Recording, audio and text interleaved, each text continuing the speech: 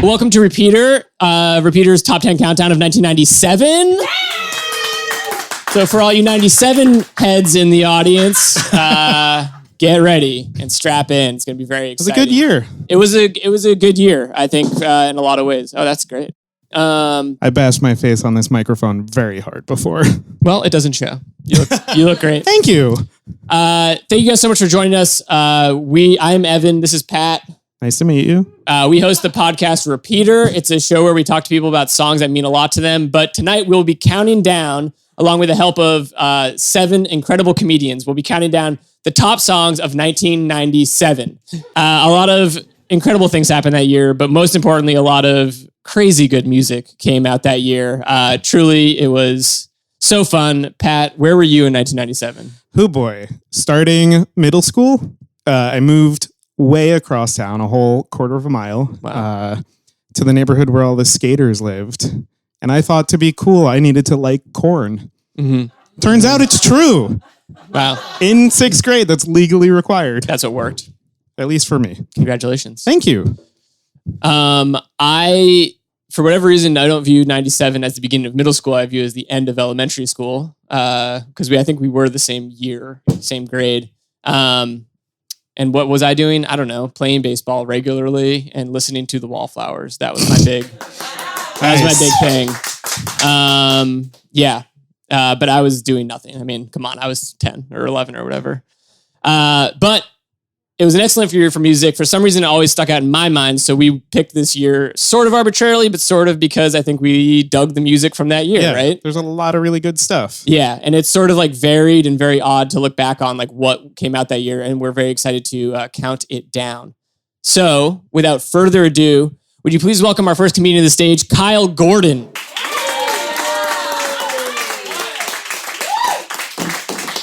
Sir.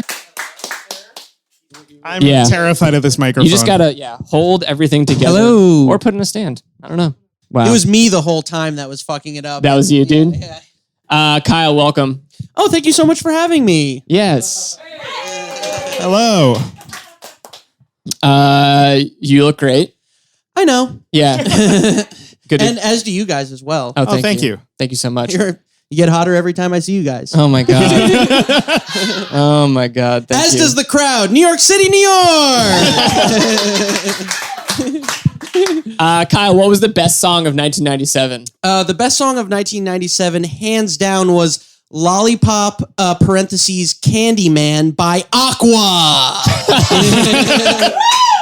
Okay, so Coming from Bounty Land. yes. Because we all remember the deep cuts from Aqua's 1997 album Aquarium. Yeah, sure. Some people know the song Barbie Girl, but I'm sure everyone's very familiar with the rest of that album. Yeah, because I knew I had to pick a song from Aquarium, but I didn't want to be a fucking pussy and pick Barbie Girl. A real fucking dude listens to Lollipop.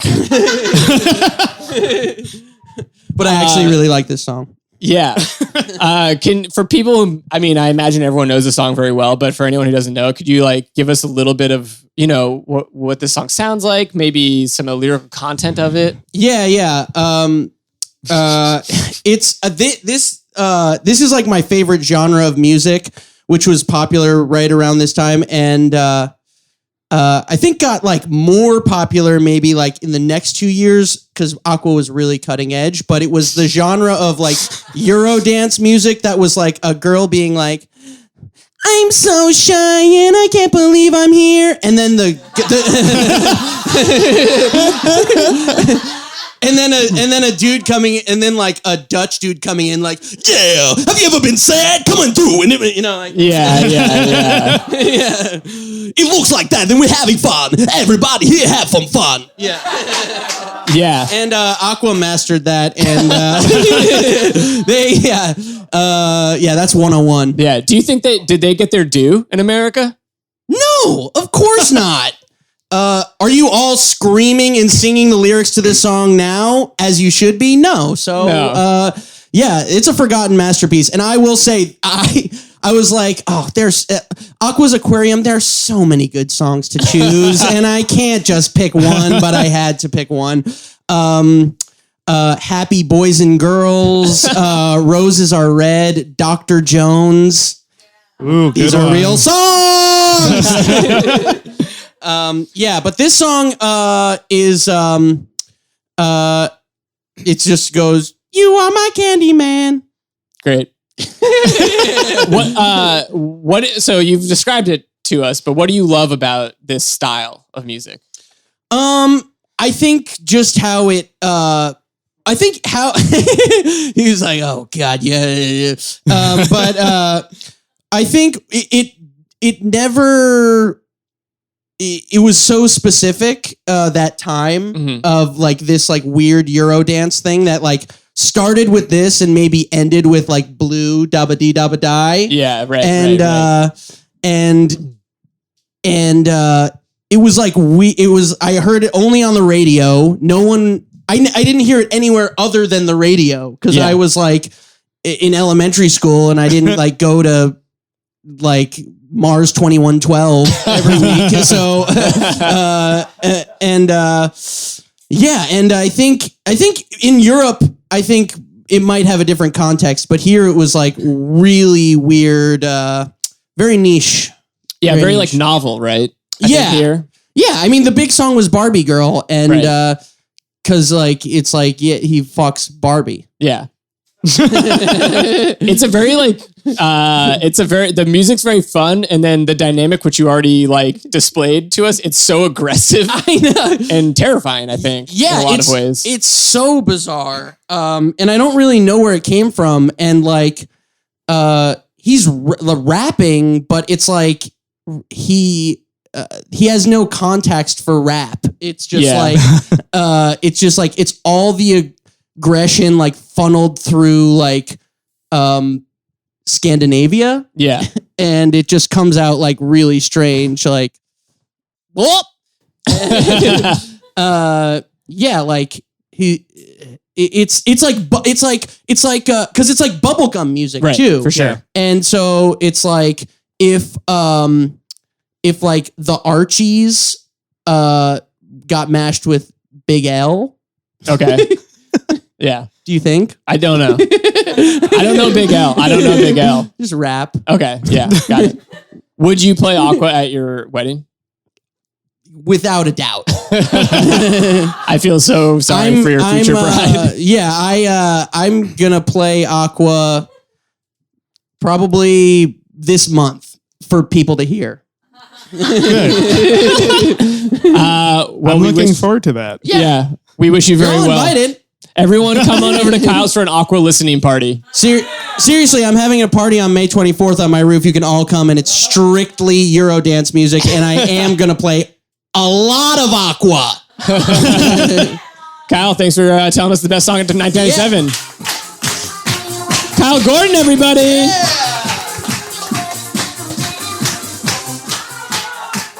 That's the tune. Let's welcome our next comedian up to the stage, Ty Portis. Yeah! Whoop, whoop, whoop. Hello. Oh, thank you. Handshakes. Yeah. The proper way to greet each other on a stage. Yeah. Hello, Ty. How are you? I'm great. How are you guys? Doing well. Okay. Okay, so I've prepared something yes, a little bit. Please, so I'll just kind of go through Go for it. Yeah. Okay. Drama. Emotion. An inappropriate song premise for a teenager. It is the year of our Lord, 1997, and Leanne Rimes is recording and releasing How Do I Live on Curb Records in Nashville, Tennessee. Hello, my name is Tiffany Ty Portis. My friends call me Ty. And I'm here representing the Yeehaw Agenda from the Mason-Dixon Line delegation. I'd like to thank the repeater hosts, Evan and Pat, for hearing my cry here. Absolutely. What song can be played at father-daughter dances, funerals, and your dentist office waiting room? How do I live? What song made it to the top of the charts on the very idea that a 14-year-old could wail about a complex, deep, codependent relationship that is ending? How do I live? What song kicked off the country pop crossover career that sprung the careers of so many more white women like Faith Hill, Shania Twain, and a little skinny mini by the name of Taylor Swift? Ooh. Yes, over the next 3 decades. How do I live? All right, so let's examine the impact of the daring and darling power ballad right now. How Do I Live prepared us for the heartbreak of what the world is going to do to us. The theme has taught us we will have to live without something or someone at any point in our lives. Oh my God. It's very relevant and it's shown up throughout my life. For instance, right now, how do I live without my train coming on time? And in the past, how do I live without Four Loko? In the future, how do I live without? I just want to make sure. Did everybody see Endgame? Nope. No. No. Oh, no. No, we did not. Okay, I'll skip it. How do I live without character X? Without a character. We'll never know. Wow, only one character died in that movie. Only one. Only All one. right. You can see me after if you want to know. Okay, so you might also wonder, who is Leanne Ryan Cibrian? She is a yodeling. Yes, she is. She is a yodeling child star that later she changed the world with the film Coyote Ugly. Yes, world-changing film. I'm saying. And she's child star royalty. She was one of the first victims of a dysfunctional family storyline. One of the first in country music, at least. Her father swindled all of her hard-earned cash, and then she had to sue him and her record label for it later. Despite all that like fresh drama early in her life, she still grew up and she was a run-of-the-mill hussy.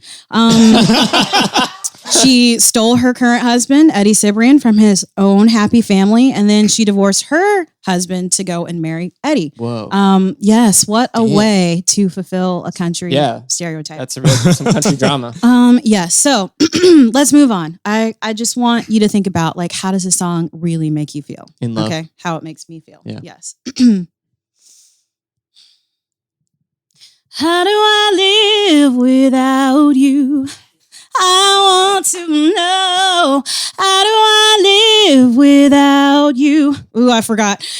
If you were to go, how do I ever survive? How do how do I live? Okay, so after that. Character X, she loves you. I know. I mean, I feel complete. I feel alive, and I feel a little sick at the same time. But what is important to remember, as it debuted as a hit in 1997, its impact on the charts and the radio was tremendous. And let's be real, it changed the human condition a little bit. Absolutely. Okay. Yes. This song did double duty. So Trisha Yearwood also recorded it at the same time. Yeah, it's weird. She earned a Grammy for her performance of the same song in the same year.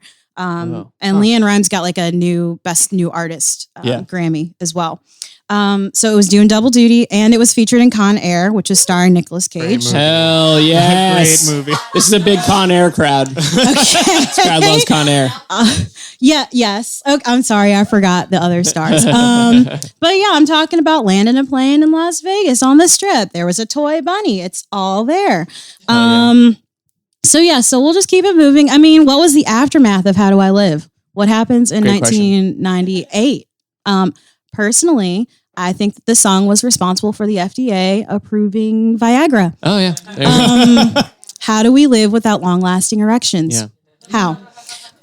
So yes, I'd like to say thank you to my fellow opponents. It is a strict competition. Somebody's going to win. And I just want you guys to know that I wholeheartedly believe that How Do I Live is the best song of 1998 or 1997. Oh, yes. It's 97. Forgive me. And it would just be nice if Leanne won something. It's been a very long time. Yeah. She broke out and then that was it. Where is she? So yes, this has been wonderful. Thank you. And I'd like to yield my time to the speakers. Thank you. Thank you so much, Ty. Portis. Give it up. I'm regretting not buying that giant gavel I found the other day. You almost bought a gavel?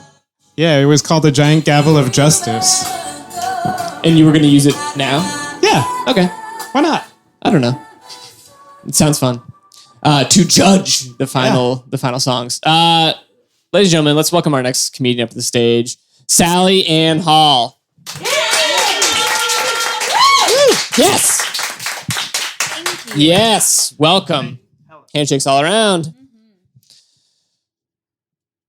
Foolish Games. It's the best song. Hands down. Wow. Hands down. Foolish Games, for those of you who haven't heard the good news about singer-songwriter Jewel. Alaskan treasure. I'm Alaskan. Ooh. Thank you. Congratulations. I did, and actually I saw Leanne Rimes when she was 13 play at the Alaska State Fair. And I'm still a Jewel fan. Okay, I love Jewel. No, I like. She writes her own songs, and this song in particular, I think, is wonderful because it's like really ahead of its time. She's basically describing a fuckboy before the term came out. Yes. You know? Yeah, way ahead of her time. And she's obsessed with him. We all are. We all like write poetry about like shitty dudes who aren't worth it. And this is just the most that. Yeah. Like the most heart.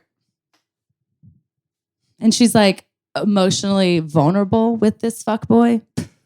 Big mistake. Big mistake. You don't go vulnerable. And since you had such a lovely singing voice, I really regret that I prepared this. Okay. Let's just may I walk you through the whole song? Yes, To please. fill these 5 minutes? Great. You talk like and you sit in the rain. You're always crazy like that. So she's like describing, I feel like she's describing Robert Pattinson, right? Like he's artistic. He always looks wet, very aloof. Yeah. And I watched from my window. I always felt I was outside, looking in on you.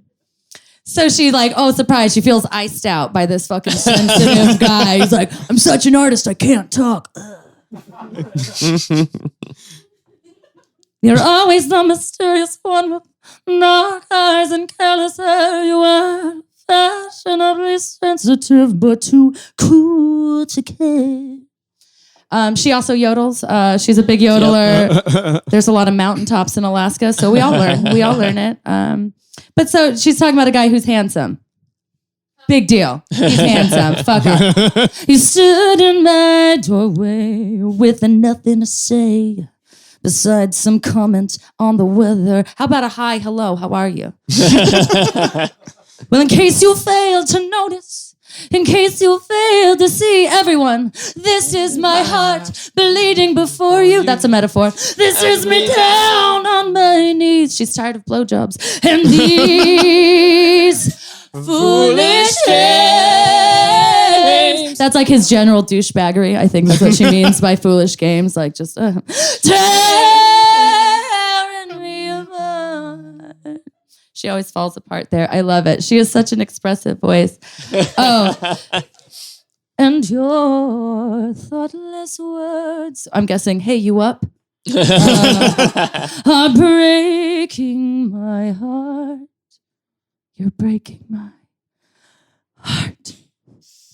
She always breathes the word heart. I don't know why. Heart. And guys, there's another verse. You're always brilliant in the morning, smoking your cigarettes and talking over coffee. Kill me. Philosophies are not baroque moved. You loved Mozart. He took one art appreciation class. And you'd speak of your loved ones as I clumsily strum my guitar. Jewel is also basic. Well, excuse me. Guess I've mistaken you for somebody else. Everyone. Somebody who gave a damn. Somebody more like... Wow, you guys really suck at that. And these foolish games are tearing me. You're tearing me. You're tearing me apart. Okay, you guys get it. It's really sad. It's really sad. And at the end, she's like, breaking my heart. I can't hit that part, so if you could. It's okay. And you know Leanne Rhymes. I'm so confused. Oh my God. I am so, you know the history of Leanne Rhymes. And you're like, Jewel, do you smoke? No. Oh my God. Anyway, I can't hit that note, but Jewel can, and that's what's important. Hell yeah. She writes her own songs. She yodels. I didn't do the research like you did on her whereabouts currently. I followed her on Instagram. She's gotten some great work done. But she hasn't fixed her teeth. Ooh. Okay. Because she doesn't want to be a sellout. That's pretty dope. But Don't she sell has the fakest tits. She looks great. And I really put myself out there just now. So Thank you. Thank you for doing that. thank you. What do you think about my body? Okay. I heard multiple amazing. It doesn't matter. It matters to me. It matters. I like to. All right. I got a little bit of pattering, but that's fine. You guys. Yeah, they think it's great. Okay. We're not going to weigh in. You're not going to weigh in. Okay. Sorry. That's it. No. Smart. But yeah, Jules, Foolish Games. Great song. Beautiful. Really makes you feel. Yeah. It does. Thank you for sharing with us. No. Thank you. Sally and Hall, everybody. Give it up.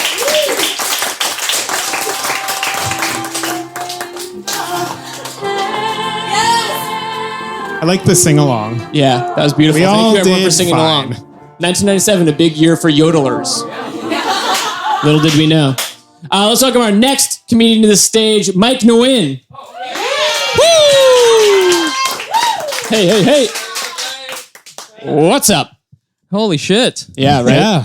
Wow, I did no research for this. That's I didn't okay. know I didn't know we were allowed to. You can do whatever you want. I think you're going to kill it. I mean, I looked at my high school yearbook, Yes. and that was as Nice. much as I got. That is good research. Yeah, because I was. I guess my advantage is my age, because I was almost graduated from high school when I was in 1997. Cool. So that was a very fundamental time of my life. Yeah. So my favorite song is "You Make Me Wanna" by Usher. Oh, yeah. Oh, yeah. Gotta. Yeah. Wanna. You do got You know, it's You a great make me song. gotta. Yeah. It's okay. So my thesis, Yes. thank you for coming to my TED Talk, is it's, I wouldn't say it's peak. I wouldn't say it's the beginning, but I would say it is like when R&B of that era really hit its stride, that what I would call silk pajama R&B. Yes. You know what I'm That's a talking very about? Right? good Like description. TLC, silk pajama R&B, you know, where you don't button up your shirt, you know? It's got everything an R&B song of that era needs, which is silk pajamas. Mhm. Step one. Crazy good dancing. Yeah. Yeah. He's his own backup dancer in it. Yeah. Yeah. He was like, yo, fuck everybody else and their opportunities. I want me and then another me and then another me because I trust myself. Yeah. Yeah. Usher for sure had that So confidence. man. good. And then also a classic thing about R&B, because a lot of R&B songs can only really be about love. And so you had to come up with new angles on talking about love. Okay. So I think the best example of that is Shaggy, right? It wasn't me. What a ridiculous concept, right? Totally absurd. But his is, you make me want to leave the one I'm with and start a new relationship with you. Yeah. He's telling the girl that he's telling a girl that he wants to cheat on his girlfriend with her Yeah. as a love song. Yeah. That's wild. It's like the only way. It takes a lot more words than other artists. Way more. But it's like the only way you could maybe sound nice by like specifically being Yes. like, I will cheat Yes, with you. absolutely. And I feel only Usher went through this as a teenager, you know? Like, Yeah. I don't know if this really ever happened to anyone else where it's like, man, I wish there was a song where I could explain how I want to cheat on my girlfriend with this other girl and I could sing it to her. Oh. Usher, thank Usher. you, right? It was such a good song. Yeah. It was also very formative. I used to be a hip hop dancer, and it's Cool. really because of that song. Whoa. Because Yeah. that song, Damn. it taught me how to, he does a move called a glide. He does a glide in it, right? Which is like when it's kind of like it's like a sideways moonwalk. Okay, hold on, I'm gonna do it. I can't sing, but I can dance. That's the one thing. Hell yes. Hell yes. Yes. Damn. And then the reason why he can do it is because in the scene, at the end of the music video, he takes off his shoes. Right. All three of them, him and his backup selves, take off their shoes. And the movement of taking off your shoes in it is also the movement for doing a glide. So you do a glide by putting your weight on your toe and then pushing off of it and then putting your weight on your other toe as you go. Right.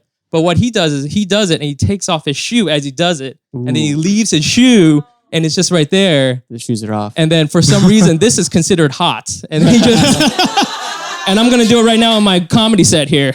Hell yeah. Is it working? I don't think so. Was he wearing I silk think so. socks? Silk socks would really sell it for It would me. probably, but silk socks would be so disgusting. Yeah, for sure. So Yeah, because I watched that music video and saw him take off his shoes and was not paying attention to the dancing. Just went, why did he take his shoes off? yeah, He's left without his shoes. yeah, he takes off his shoes. It's a bold artistic choice, I would say. I don't know at what point during the concepting phase that he was like, guys, yo, fuck shoes, am I right? You know, like I don't know when he ever says that, but he does say it, I guess, and he leaves them, and all of the three of them leave him. And I remember also, this is 1997. K-Swiss was in, not ironically, right? Like it is now. And all of my friends, we would be in Spanish 3, and we would be in class, and we had to keep our shoes really clean. That was the whole thing. Like you had to keep your K-Swiss shoes ridiculously clean. And we would listen to that song, and we would take off our shoes while sitting down at our desks. But we would take it off right then and there. So it was a dope way to do it, you know, but you're like reference. It was so many layers, really. So You guys were just speaking in Usher code. it was at your just school. like, you know, it was our own cultural moments for like an Asian dude, a Korean dude, and randomly like another white guy. So, but that was the best song. It was so good, and I still listen to it to this day. When I got married, it was on my playlist. Yes. I wore Gucci shoes for my wedding. Ooh. So Pretty sick. easy to take off. Pretty sick. Yeah.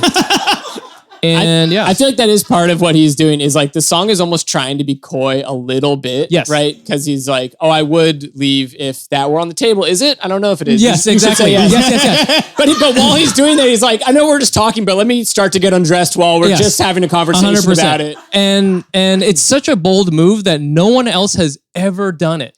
Yeah. Right? Think about it. No one else has, I mean, a lot of people do the untucked shirt, blah, blah, blah, blah. No one else has ever taken off their shoes. Huge.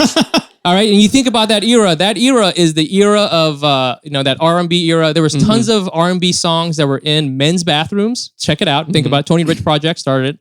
But tons of things in that. There was tons of silk pajamas. There was tons of like the O-lights, fish eye lens thing. Mm-hmm. Nobody fucked with the shoes, man. And that's why it's the best. Yeah. It's a true original. Yeah. Thanks, Mike. Yeah. Thank you very much. Mike Nguyen. Get those shoes on.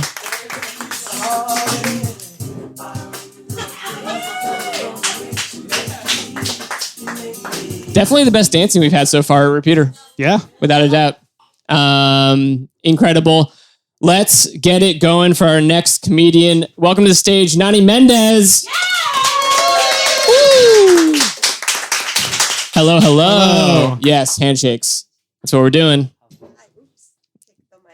Kick the Destroy mic. the stage. I'm on.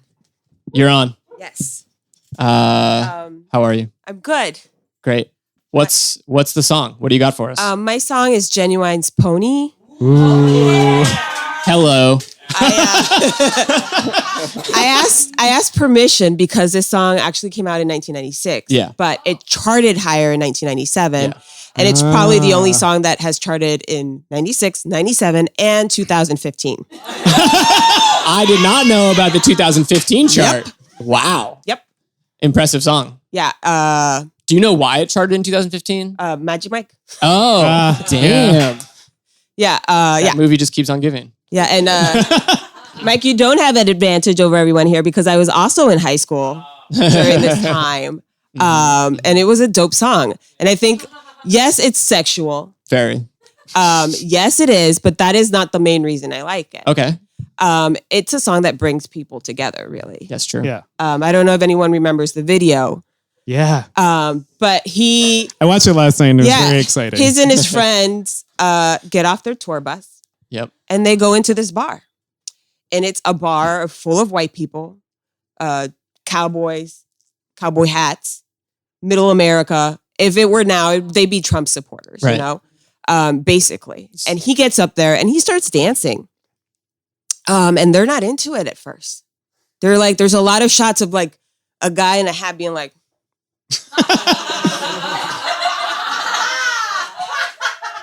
you know, that look. Yeah. It's universal. They're very unsure about it, but he keeps dancing and he keeps singing and he's doing his thing. And slowly everybody in the bar is coming together. The people from the bus and the patrons are coming together. They're dancing.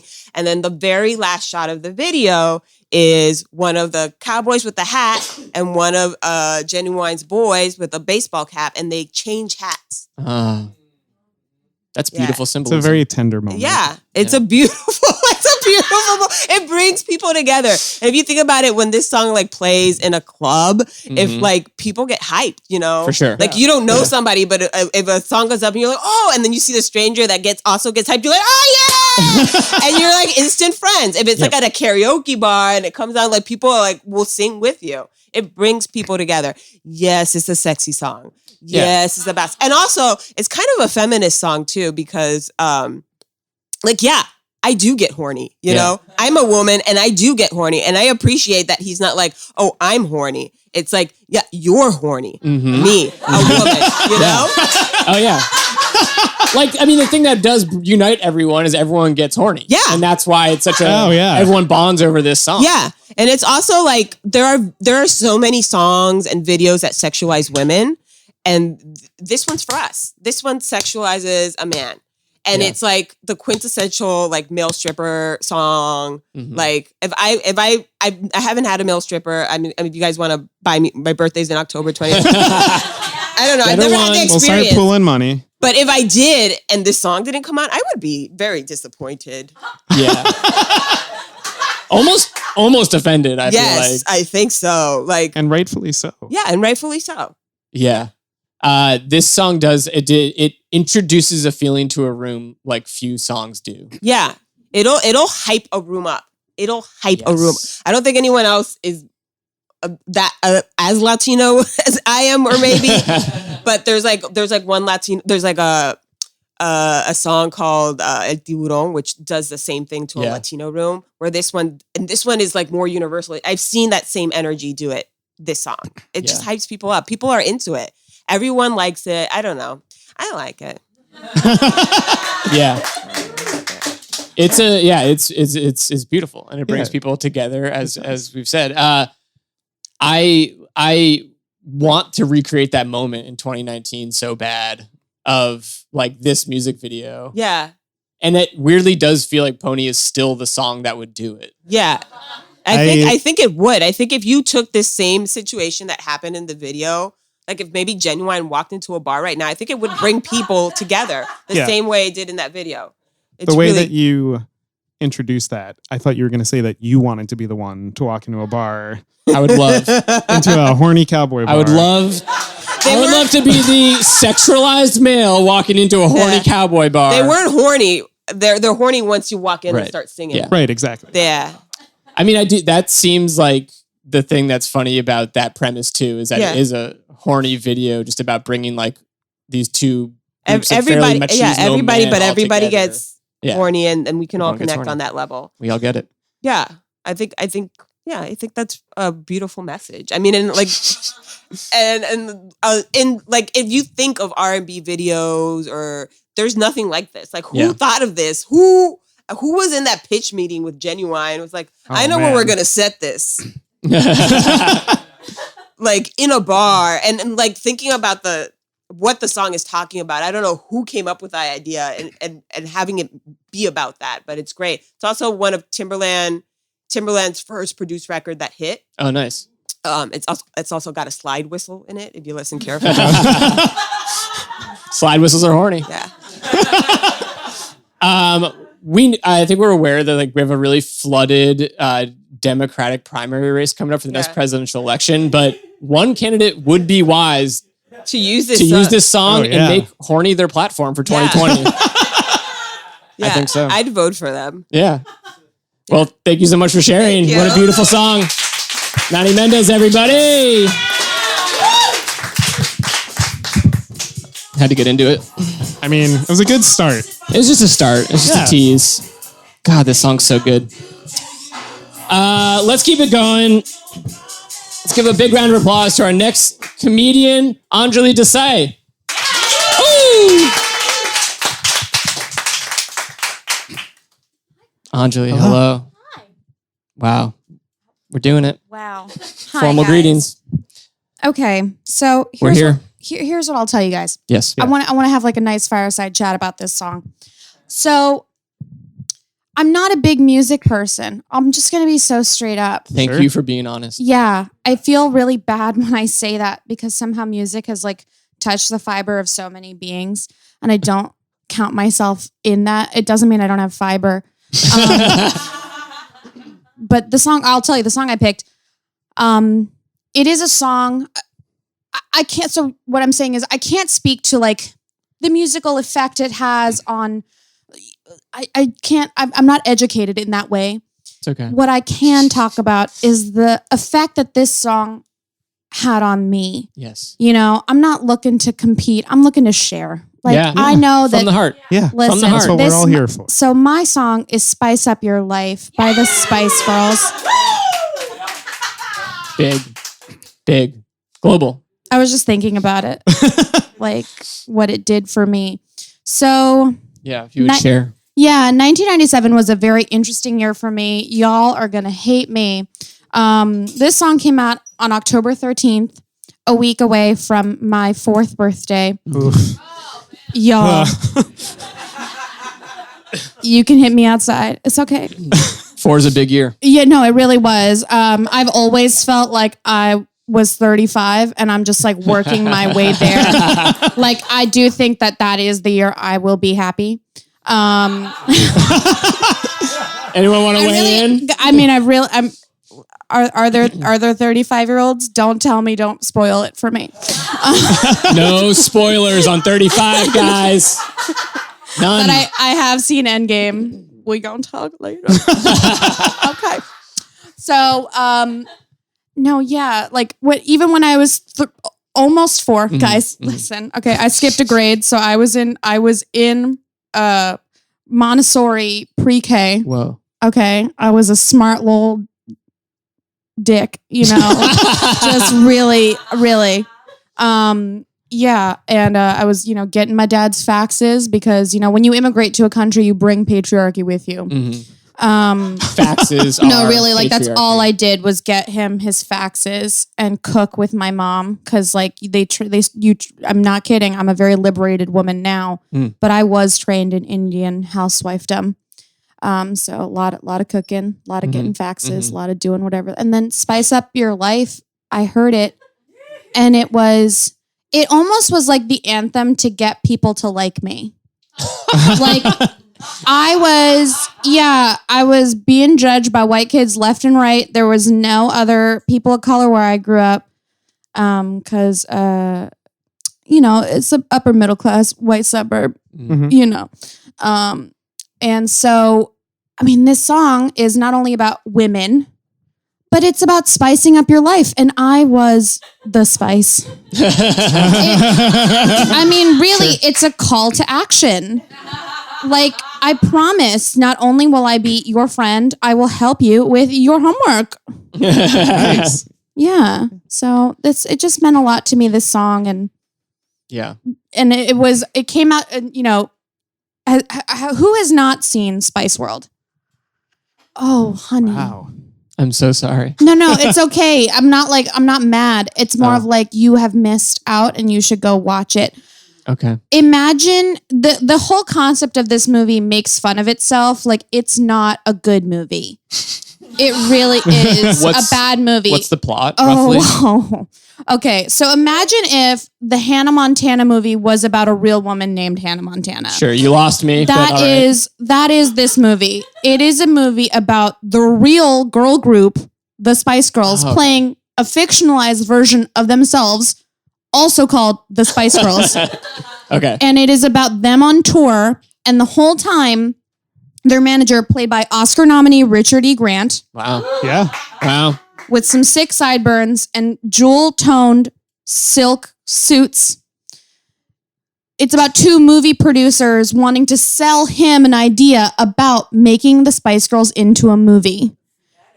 Jesus So meta. Christ. And it's really crazy. Like, this movie is great, and you have so many notable people in this movie. So Richard E. Grant, I already said. Alan Cumming plays the paparazzi that follows them everywhere, like the OK Magazine guy. Damn. You know what I mean? The In Style man.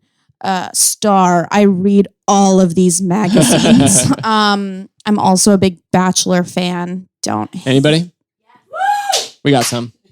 I work on 90 Day Fiancé. My life is made. Okay. So I do. Woo! Brad. No spoilers. Okay. I know. She'll be doing a Q&A after the show. Yeah. If anyone wants to know. Hugh Laurie and Stephen Fry are also in this film. And Wow. What a beautiful male cast filling out this really, film. truly. only notable men in this cast beyond the Spice Girls. And then I saved the best for last. Their tour bus driver is played by Meatloaf. Wow. Yeah. A classic Meatloaf role. That's a classic Meatloaf role. And what I love about this song too is it's fun. Like, it is a basic song. Like, it is not full of meaning. Truly. No. But it has a built-in dance routine. Slam it to the left if you're having a good time. I could sing. I can sing. They but said- they- no. They did it better, and yeah, I'm not they're ready for that judgment. They said they were inspired by Bollywood movies. That was like what they wanted to Yeah. for the song. Oh, Hence the dance number, I guess. It's okay. Hence the dance number, I guess. Yes, yeah, and I also grew up around with Bollywood movies. Kids were surprised, like in middle school, when I could dance because, like, I had been dancing my whole life. They didn't even. I really didn't have friends, guys. Like, the Spice Girls were my friends.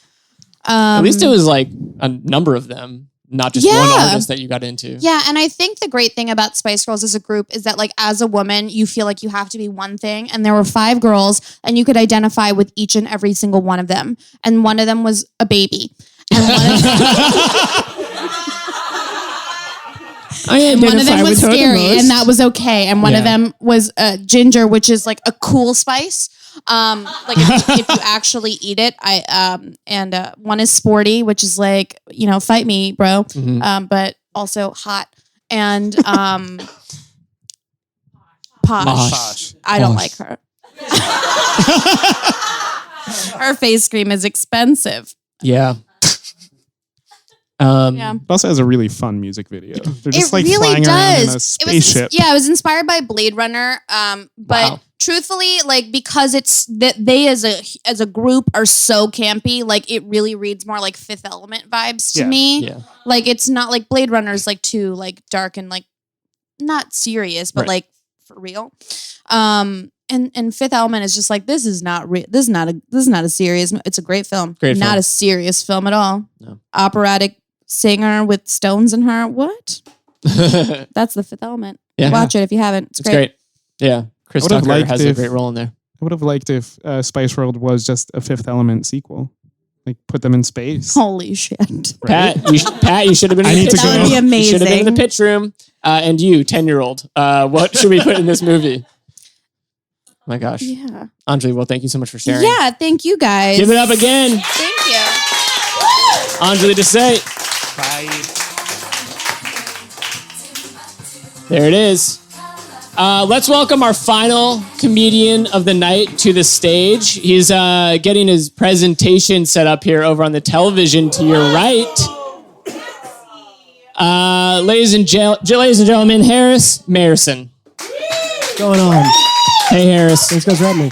Thanks for joining us. Say a couple things. Yeah, absolutely. One, I very much view this as a competition. Yeah, of course. And I see the front right now is Pony, and I have to No, shut up. I got to debunk Pony, though. One, it should not be allowed in the competition. It didn't come out in 97. Okay. You're a cheater. Two, I used to love that song, and then someone ruined it for me by my friend Sarah. She's like, yeah, it's a great song, but the backing track sounds like he's burping the whole time. And that...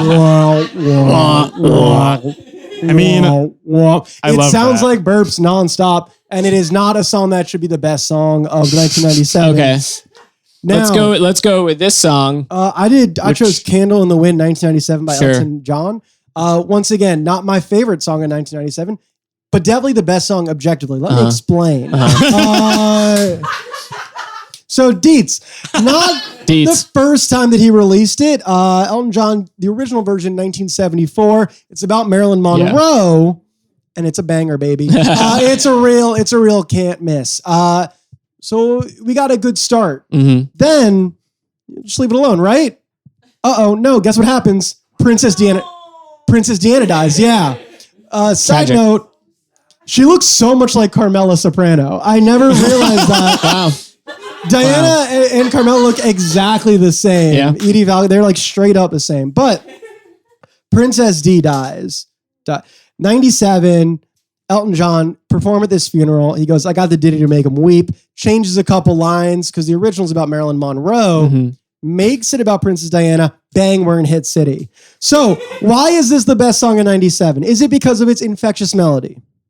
Is it because it was the best-selling single of the year and second best-selling single of all time worldwide, behind Burl Ives' White Christmas? 33 million copies sold CD. Wow. Is it because if you give Elton John a second chance at a song, he's going to make it even better? No, those are none of the reasons. Okay. I'm surprised. Here's why it's the best song in 97. One, it sums up the complicated public legacy of Princess Diana with a very pretty bow. Like, this hasn't been done since American Pie, where it's like, oh, Big Bopper, Buddy Holly, they're all dead. Pretty song, don't think about it. Princess Diana, there's so much going on around her. And then he's like, you know what? Forget the cheating. Forget the infidelity. Forget that she's the queen doesn't like her. Forget that she's not maybe royal blood. Here's a song. Like, what if this song happened for Heath Ledger? What if, like, the main equivalent I can think of that didn't work was Alan Jackson's Where Were You When the World Stopped Turning? Oh, my God. If you thought of 9/11 and thought of that song first, that'd be the equivalent of how this is to Princess Diana. Yeah. Which brings me to exclusivity. It's great because it's exclusive. He hasn't performed the song live since the funeral and will not unless the royal children ask for it, which is a funny thing to think about, of just like, Prince Harry being like, oh, it's 3 a.m. Can you play on the phone to Elton John? Oh, can you play it? Oh, can you play the song? I'm the bad boy. Which then brings me to the third reason why proceeds for all the song, which is 38 million pounds, go to charity work, the Diana Fund, not cocaine like the 6 other songs in contention. All that money went to drugs. So, this money goes to the Diana Fund, all the money from the song, which is used for palliative care, which is used for international asylum purposes. I mean, it's really great. So if you disagree that Candle in the Wind is the best song of 97, you hate social justice. If you hate social justice, you are canceled. And if you are canceled, your vote don't matter. So that's why Candle in the Wind is the best song of 97. Open to questions. Let's start. Harris, absolutely incredible. Absolutely incredible. Thank you for the presentation. Pat, you want to do one question each? Let's do one question each. Oh boy. Just to be fair. I'm just too Fair enough. shocked. It's such a beautiful presentation. I agree. I feel like you went pretty hard at the song that came out in 1996 for charting in 1997, Pony, right? Yes, this is true. And yet this song was written in 1974. With changes! There were changes to the lyrics. Folks, how many changes? Folks, here's the thing. Yeah, so my question is just, what's up with that, dude? Folks, a fair question. But if you actually paid fucking attention, you'd have seen lyrics were changed. The kind of muse that you need, it wasn't just like, oh, this song didn't do well for a year. It's like, 20 years later, he goes, how can I pay tribute to this beautiful soul besides a purple beanie baby? And the answer is that he's going to change a couple lyrics of a song about Marilyn Monroe. Instead of being whatever the other lines are in the song from Marilyn Monroe, he's like, hey, you're the Queen of England. Yeah. You're the best. So the difference, here's what's up. Royalty. Thank you. Next question. Do you think that this song is appropriate for middle school dances? Great question. I was hoping you'd ask this. This is big. This is going to be the deal breaker. So, is it I have to ask questions back about the middle school that it's playing. Yeah. Sure, yeah. Is it a secular middle school? No. No. What religion? Oh, secular, yes. Pat, you are such a sinner. You just undermined the entire any anti-point to this. But look, if you're at a religious school dance, heck no, you're not playing this because you don't want to think about what kind of sin Princess Diana's going through. Right. And you're just trying to bump and grind with with another middle schooler. And this is out of all the songs we've talked about tonight, this is the bump and grind song, folks. Yeah. Follow-up question. We don't know. Sorry. We don't know. This is all to say, if you went to a non-religious school, heck yeah, it's appropriate. For whatever kind of dancing you want. Hands on hips, nut to butt. It don't matter. I respect it. It's that kind of dancing. That's what EJ provides, my friends. Absolutely. Fantastic. You've made a great case. Harris, thank you so much. And what? The best case. Thank you so much. Okay. Everyone get up for Harris Mayersohn. Absolutely incredible. It certainly was a case. If you need to get up and grind on somebody, feel free. Okay? This is that song. We have now seen 7 comedians present their case for best song of 2000. Oh, Jesus Christ, of 1997. And it's our show. I know, guys. 2019. And now Pat and I are going to briefly confer and give you our ranking of these songs. But not only that, we promised you a top 10 countdown. So we're going to throw in the last 3 songs of that top 10 countdown ourselves. Yeah. And we're not going to explain it. We're just going to tell you what they are. Yep. Great. Pat, shall we confer? Sure. Great. Perfect. We're done. We figured it out. In-depth Based process. on what everyone said, we figured it out. Pat, can we reveal? This is Evan and Pat rank 1997. Yes. And this is the definitive list. Now, actually, right before we do this, we're going to do an audience vote as well. There's little pieces of paper and pencils on the table. We want you to write down which of these songs you think was the best song of 1997. That's going to be the audience vote. Everyone can vote. Go for it. And we'll announce it a little bit later in the show. But right now is the time to write down your vote. And now we present our top 10 list of songs from 1997. Pat, coming in at number 10. At number 10, Mbop by Hanson. Hanson's Mbop. The number 10 song, not represented so far tonight. The number 9 song is Song 2 by Blur. Wow, really not a big response to that song. Well, it's Pat the one and that goes, woohoo. Yeah. Just like that. That's better. That's the song. At You guys number... know it. Thank you. At number 8, we have Return of the Mac by Mark Morrison. Yeah, there we go. All right, now we're coming to the songs that you guys have already heard tonight. Number 7, Lollipop, parentheses Candyman by Aqua. And let's just say, these songs are all great. These are all good songs, including that one. At number 6, Candle in the Wind, 1997. Wow. Elton John. John, 6. Okay. We're canceled. We don't like social justice. Number 5, halfway there. How Do I Live? Leanne Rimes. Give it up.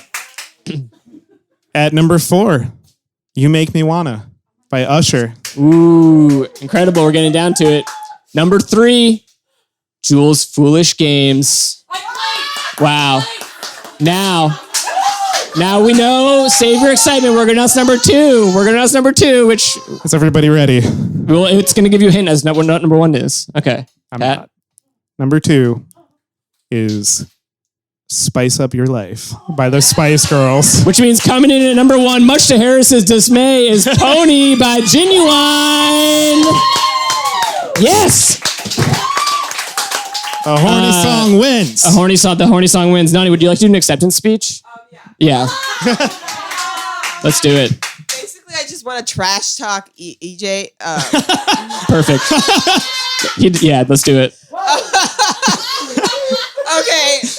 Yeah, like the good point about him trashing Pony, it wasn't that it didn't chart high in 96, is that it kept fucking charting. Kept charting. All the way through 96 to 97 into 2015. Whoop, whoop. Big time. Okay? Yeah. Doc can only die once. Wow. You know what? We're going to agree to And also disagree. Elton John was probably like, oh, I got to sing a song for Princess Diana. And didn't do his fucking homework and was like, what the fuck am I going to do now? And then changed, like you said, 2 fucking lyrics on this song and called it a fucking day. Called it a day. Thank you so much. And congratulations. Méndez. Absolutely incredible. That's it. Except we have a musical guest coming up. You saw him earlier. Mr. Kyle Gordon is going to grace the stage with some beautiful music. So we're going to take just a moment here to rearrange the stage, and we'll be right back with Kyle playing some tunes. Hello. Hey. Are we good? All right. Awesome. I'm so excited. I totally forgot when I was up here earlier to compete. So I'm so excited that I can come back out here. But I'm now gonna just do some musical characters type thing, and I'm gonna take you through the years. So this first one actually is kind of rooted in 1997 a little bit. It's a little bit kind of pop punk thing, and then I'm gonna take you to 2007, and then I'm gonna take you back to 1967. So we're gonna do some fun different things here. This first character is, although I was young when it was a pop punk thing, but this first character is me at 16. Me at 16. Thank you. Honestly, shut the fuck up! Honestly, shut the fuck up! Oh! Honestly, you guys have no idea what the fuck I'm going through right now! It's like, you don't know, it's like I go to school with a bunch of Gastons! But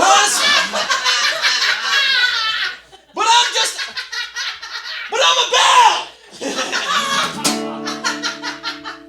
And it's like, oh, you're looking at me, and you're like, oh, you think it seems like I'm really angry. But I'm actually shy!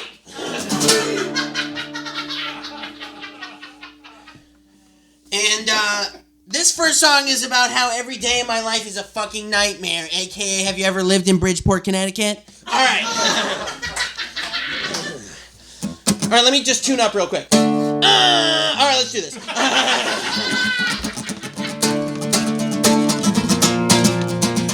Whoa, yeah! Oh, yeah, tonight! Oh, yeah, tonight! Oh, yeah! Oh, yeah, tonight! Oh, yeah, tonight! Wah! Black tears, they stain my broken cheeks. I'm like a dead black rose in the middle of the night. You abandoned me on the side of the highway. Which highway? The highway of life. I wanna take my nails and scratch my face off. On a dark black night, you fucking curse me. I wanna take my skin, give it as a gift. Ha-ha! Happy anniversary. My life is the worst life ever.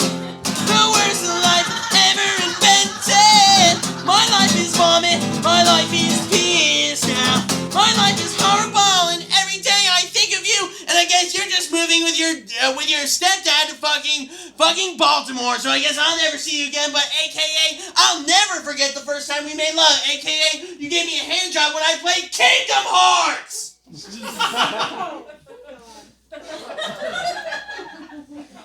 Oh yeah! Oh yeah! Oh yeah, tonight! Oh yeah, tonight! Your words reason. The words that made me die. The black tattoo of love, it seems to cry. The memories are shit and blood mixed into a pie. You said you'd stay, but you lied. My life is the worst life ever. The worst life ever invented. My life is vomit. My life is shit now. My life is terrible, and I guess you never went to my high school or you'd be fucking miserable, and you went through things like me, aka the basketball team convinced you to get up on the fucking roof of the school and walk back 20 feet, and then he told you if you jump, if you just get a running start and fly off of the fucking thing, and you spread your arms, you can float like a sugar glider. Guess what? I broke my fucking foot! Oh yeah! Thank you! Now we're going to take you back to 2007. Does everyone remember Colby Calais? Yeah. All right, this, what you're about to see now, this is Colby Calais. Hey. It's me, Colby. Remember me? From California? For those who don't know, I'm Colby Calais, and I'm like kind of like a female Jack Johnson kind of thing, but I just love the beach and just so happy. And this song is this song's off my new album, Clouds.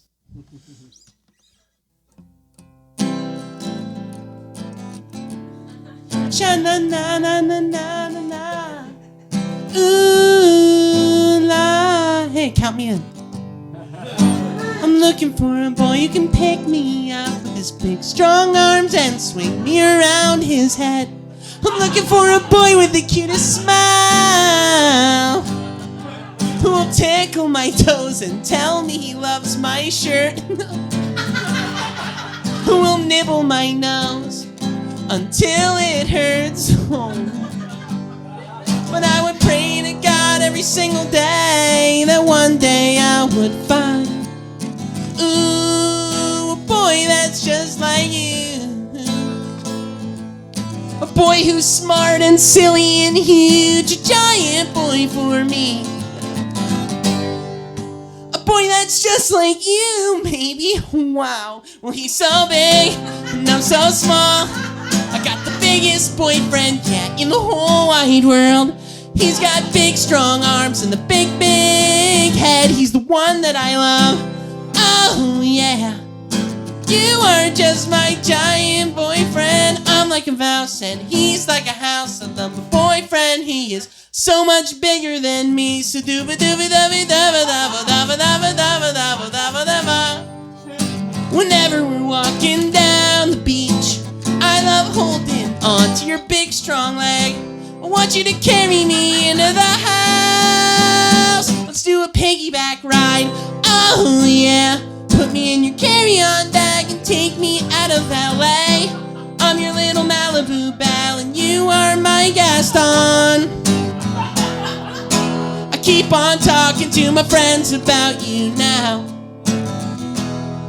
How cool and cute and big you are. You're a giant freak. I've never seen anybody quite like you.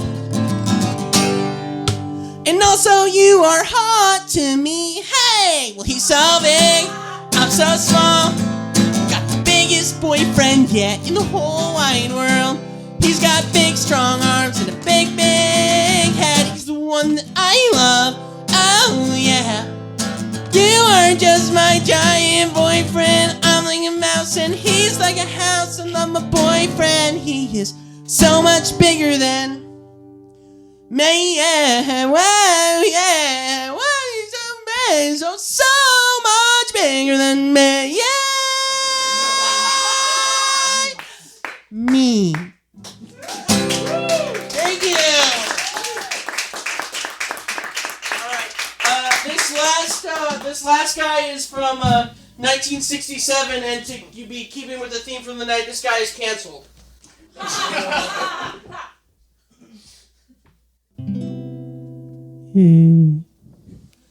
Boa noche. My name Antonio Frankfurt, and I'm Brazilian, but I'm a white Brazilian, so it's about that. And a little about me.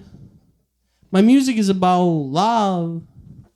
It's about making love all the time and making love to women. And in fact, it's at the point now that I need to come every single day.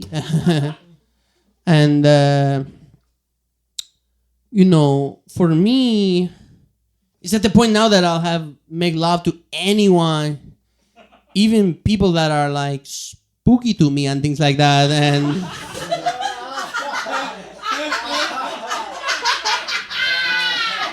make love to people that are even very sick and things like that. So this song is like about that.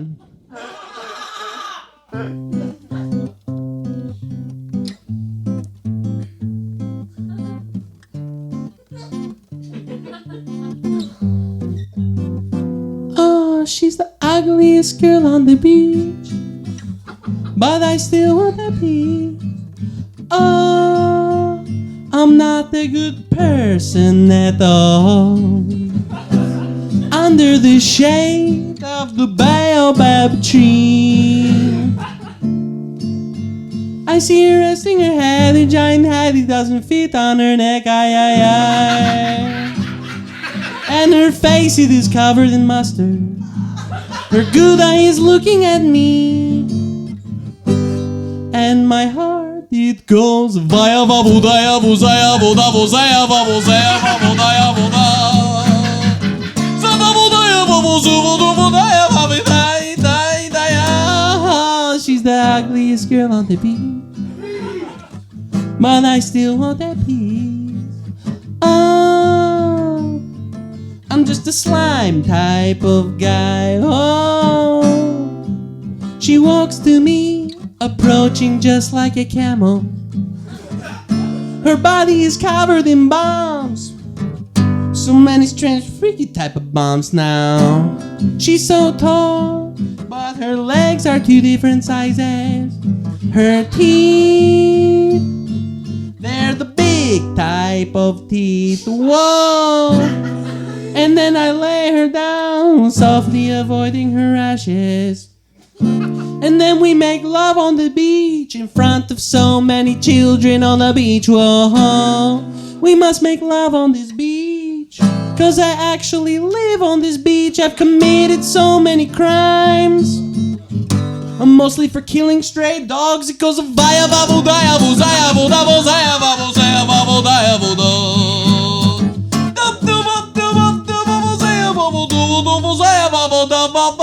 She's the ugliest girl on the beach. Thank you.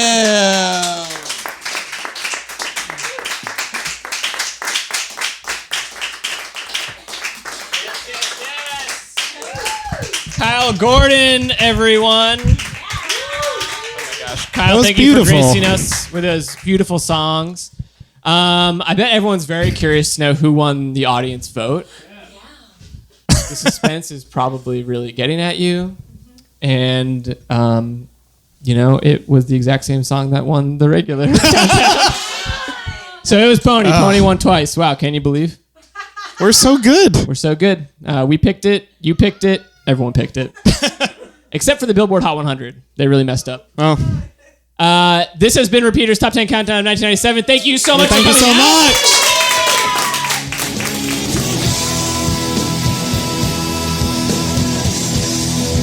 Repeater is hosted by Evan Ford Barden and Patrick Cartelli at QED in Astoria, Queens, a place to show and tell. Find out more at QEDAstoria.com. Our show is supported in part by Hi-Fi Records and Cafe in Astoria. Visit them from wherever you are at hi-fi-records.com. Editing by Stephen Garvey. Theme music by the Sun Lions. Everything else by Love Nest Productions. Welcome to Repeater.